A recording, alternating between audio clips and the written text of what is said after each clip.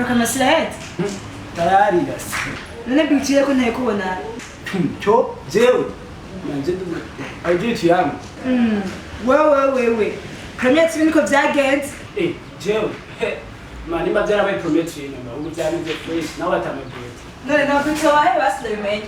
Naye gusa. Nje nditse ko namera. Sawa Shaivara hazi niho kumara amanyama. Hata kunshoborera. Amara amanyama shako je ziko namenye. Kai twamenye turabana bake gwe. Ngo bamenye muri abana bake. Ahora basi ni mtoto wetu. Basi wasigaye wewe. Yo manage. That's a good program. Ipo daktari ngule. Nguyu na kweke beat. Jagunze utetesi. Mwanatari kwa hiyo kisa. Salamia, sina batamye kutetesa ukabu.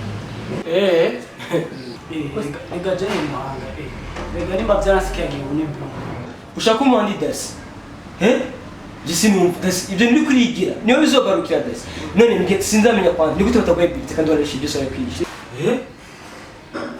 Ndani bishane. Wajya mu bishane tukishuru ko nyene. Ibyo si by'abagore ndabera shindana.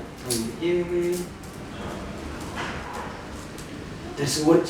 None baso tutse ko umuntu uzova mikiwe basi.